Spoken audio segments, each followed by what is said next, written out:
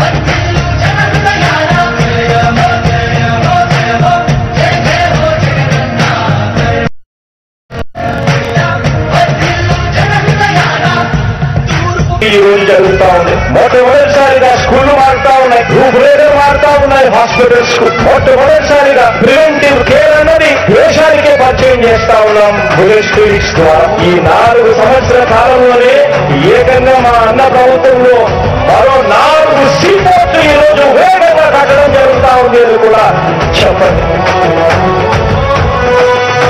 భయమెరుగని ఆ పేరుకు హడలు, అసలంచబోడు ఎవడికి మెడలు, ఆయనెదురుగా కొడుతున్నది తొడలు, వేసుకుంటారు రా తప్పక చెడలు. పేదోడి కన్సౌల 4 మెతుకుల కోసం ప్రజా సంకల్ప యాత్ర చేసి గెలిసిన యుద్ధం. భీమ పౌరుషం పక్కన పెట్టిందుల మేడల కోసం జెండలు జత కట్టడమే మీ ఎజెండో, జనగుండల గుడి కట్టడమే జగను ఎజెండో. బలిరా బలిరా బలిరా, పులివెందులలో పుట్టిందా పులిరా, కుర్చీల కూర్చోవడమే మీ ఎజెండా.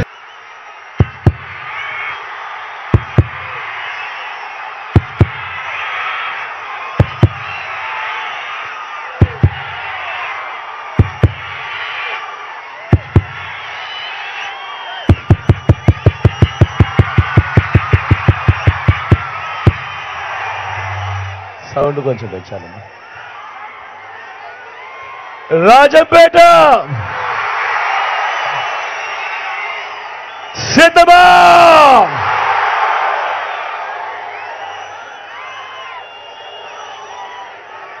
చిక్కటి చిరునవ్వుల మధ్య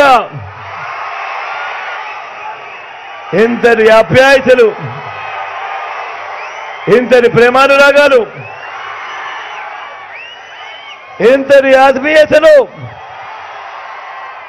పంచిపెడతా ఉన్నా నా ప్రతి అక్కకు, నా ప్రతి చెల్లెమ్మకు, నా ప్రతి అవ్వకు, నా ప్రతి తాతకు, నా ప్రతి సోదరుడికి, నా ప్రతి స్నేహితుడికి, మీ అందరి ఆప్యాయతలకు ముందుగా మీ బిడ్డ, మీ జగన్ 2 చేతులు జోడించి పేరు పేరున హృదయపూర్వకంగా కృతజ్ఞతలు తెలుపుకుంటా ఉన్నాడు.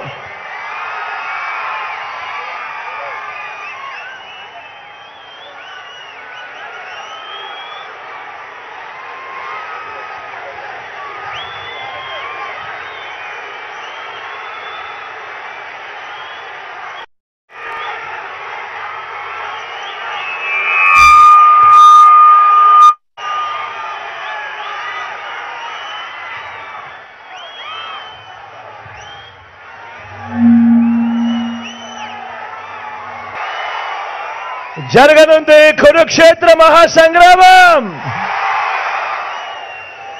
జరగబోయే ఈ ఎన్నికలు కేవలం ఎమ్మెల్యేలను, ఎంపీలను ఎన్నుకునేందుకు జరుగుతా ఉన్న ఎన్నికలు కానే కావు.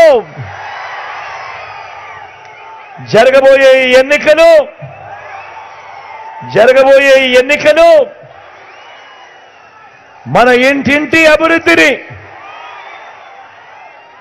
అందుతా ఉన్న పథకాలన్నింటినీ కొనసాగించాలనా లేదా అన్నది నిర్ణయించబోయే ఎన్నికలు ఈ ఎన్నికలు.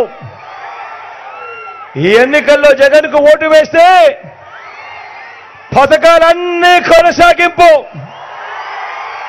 ఇంటింటి అభివృద్ధి. అదే పొరపాటున చంద్రబాబుకు ఓటు వేస్తే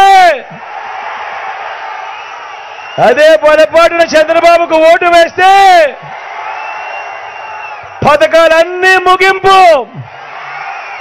మళ్ళీ మోసపోవటమే. చంద్రబాబును నమ్మటము అనంటే కొండ చిలువ నోట్లో తలకాయ పెట్టడమే అన్నది ప్రతి ఒక్కరిని కూడా గుర్తుంచుకోమని కోరుతా ఉన్నా.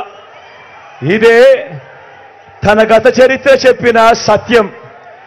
ఇదే సాధ్యం కాని హామీలతో తానిచ్చిన మేనిఫెస్టోకు ఇదే అర్థం.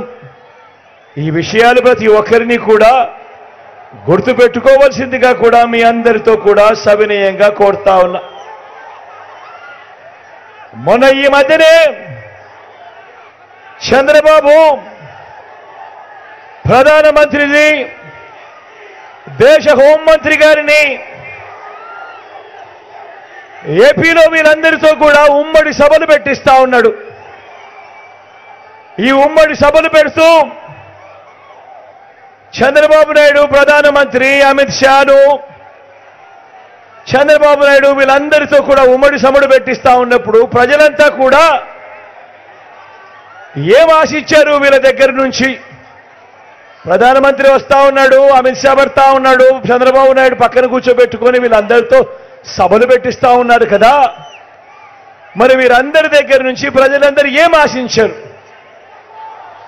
ప్రజలందరూ కూడా 10 ఏళ్ల క్రితమే మనకు రావాల్సిన ప్రత్యేక హోదా కనీసం ఇప్పటికైనా కూడా వీళ్ళు ఇస్తారేమో, ఈ మాట వాళ్ళ నోట్లో నుంచి వస్తుందేమో అని ప్రజలందరూ ఎంతో ఆశగా ఎదురు చూశారు. కానీ ఈ ప్రకటన చేస్తారేమో అని చెప్పి ఎదురు చూసిన ప్రజలు నిరాశ మిగిలింది. ప్రజలకు, రాష్ట్ర ప్రజలకు కావాల్సిన ఒక్క మాట కూడా మాట్లాడకుండా చంద్రబాబు నాయుడికి ఏం కావాలి, దత్తపుత్రుడికి ఏం కావాలి, వదినమ్మకి ఏం కావాలి, దుష్ట చతుష్టయానికి ఏం కావాలి అని వీళ్లకు సంబంధించిన మాటలు మాత్రమే మాట్లాడి మన మీద 4 రాళ్లు వేసి మొన్నటిదాకా ఇదే చంద్రబాబును, అదే మోడీ గారు ఇంతటి అవినీతిపరుడు దేశ చరిత్రలో ఎవడు ఉండడు అని చెప్పిన అదే నోటితోనే ఇదే చంద్రబాబును పొగిడి, వాళ్ళ కూటమిలో చేరినందుకు పొగిడి వెళ్ళిపోయాడు ఇదే మోడీ గారు.